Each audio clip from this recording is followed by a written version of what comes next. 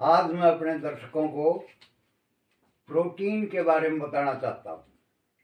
ये हमें कितना प्रोटीन लेना चाहिए, कौन सा प्रोटीन लेना चाहिए और कितनी मात्रा में लेना चाहिए, इसके बारे में मैं आपको बिल्कुल प्रमाणित जानकारी दूंगा।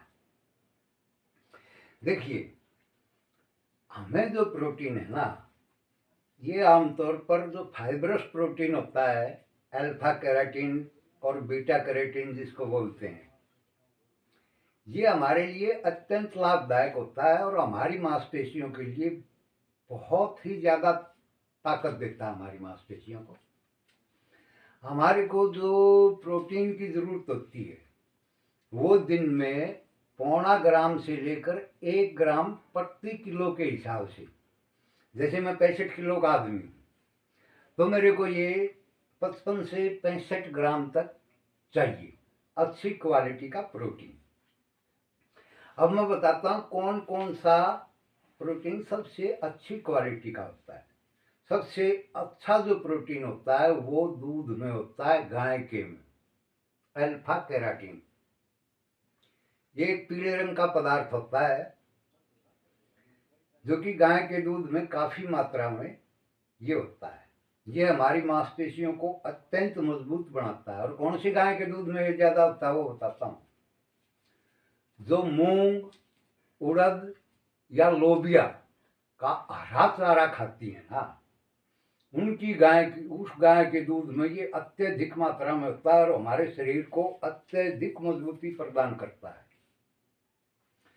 कुछ आदमी क्या होते हैं, उनको प्रोटीन से एलर्जी हो जाती है। वो कौन से प्रोटीन से होती है वो मैं बताता हूँ और किन बीमारियों में होती है। जैसे ड्यूडेनाइटिस, क्रॉनिक ड्यूडेनाइटिस, जिसको हम संग्रहणी भी बोलते हैं, कि भाई हमें खाना खाते ही पेट में मरोड़ लग जाती है। संग्रहणी में ऐसा ही होता है, कई बार जाना पड़ता है। तो उसमें हमारे को प्रोटीन हजम नहीं होता और एलर्जी होती है, खासकर गेहूं के प्रोटीन से और भैंस के दूध के प्रोटीन से बहुत बड़ी एलर्जी होती है, उनको सूट ही नहीं होता है। इसमें मैं बताता हूँ क्या करना चाहिए।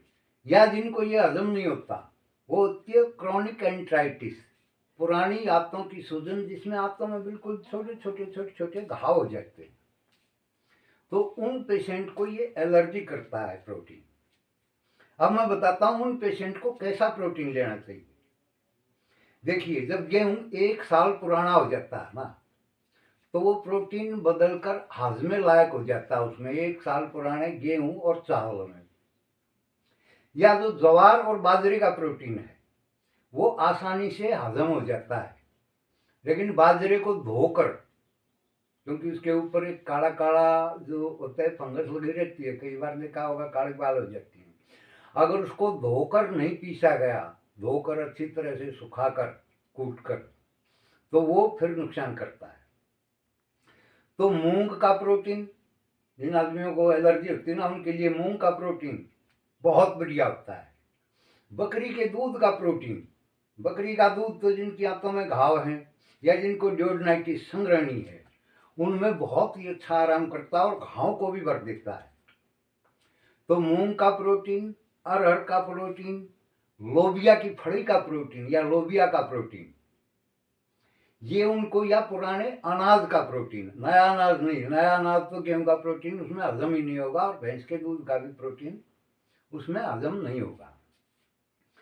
ये जो अल्फा कैरोटीन है ना, जब हम इसको खींच देते हैं फाइबर को अल्फा कैरोटीन के, तो ये बीटा कैरोटीन में बदल जाता है।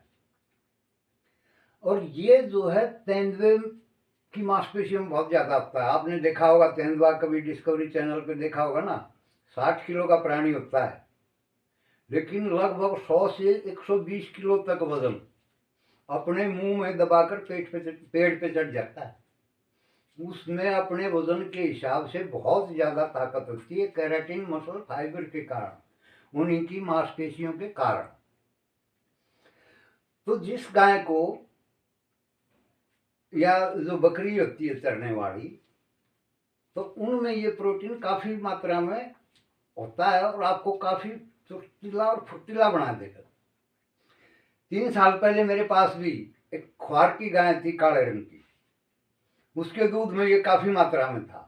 और जब मेरा वजन 48 किलो वैज्ञानिक प्रयोग करते हुए मेरा खून 5.5 ग्राम, मेरे दांत भी चले गए थे, जब बुरी हालत हो गई थी, तो मैंने उसी गाय के दूध का सेवन किया और बहुत ही जल्दी मेरे अंदर वही ताकत आ गई जो 25 साल के जवान में थी, और वो आज तक स्थिर है।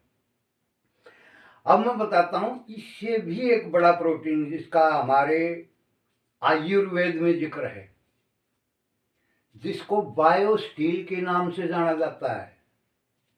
ये प्रोटीन वैज्ञानिकों ने अब खोजा है, जिसको बायोस्टील नाम दिया है वैज्ञानिकों ने, क्योंकि ये हमारे स्टील देखिए बहुत सख्त होता है, बहुत ताकत होती है उसमें। बायोस्टील जो है 10 गुना ज्यादा ताकतवर होता है हमारे स्टील से भी। और इसका वर्णन हमारे आयुर्वेद के, ये चरक संहिता है, इसके 4थे अध्याय में, रसायन अध्याय का 4थे भाग में श्लोक नंबर 7 में इसका वर्णन किया गया है। रसायन के लिए, आयु बढ़ाने के लिए, 10,000 साल की आयु करने के लिए जब पुराने जमाने में ऋषि मुनि सौंफ का प्रयोग करते थे, तो उनके लिए लिखा है जो आदमी 6 महीने तक बकरी के दूध का सेवन करता है सौंफ पान के बाद, उसकी आयु 10,000 साल हो जाती है। उसको नए दांत, नए बाल, सभी तरह का ज्ञान अपने आप प्राप्त हो जाता है और उसमें एक हाथी जितना बल आ जाता है। तो ये अब वैज्ञानिकों ने खोज किया है और इसकी ताकत अपने जो सामान्य प्रोटीन है उनसे, सामान्य स्टील से भी 10 गुना ये मजबूत होता है, बायोस्टील होता है।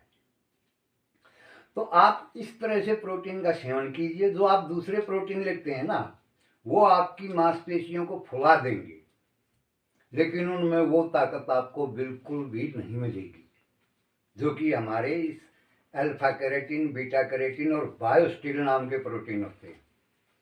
तो आप भी, अगर आपके पास गाय है तो उसको मूंग, उड़द, लोबिया, इसका हरा चारा खिलाइए और फिर आप कमाल देखिए अपनी सेहत का और अपने शरीर में प्रोटीन फाइबर की जो कैरेटिन फाइबर की मसल बनती हैं, और उसमें आप देखिए कि आप में अपने वजन के हिसाब से बहुत ज़्यादा ताकत हो जाएगी, बहुत ज़्यादा।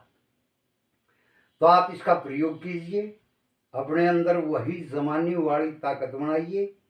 आपके स्वास्थ्य की शुभकामनाओं के साथ सत्यमेव जयते।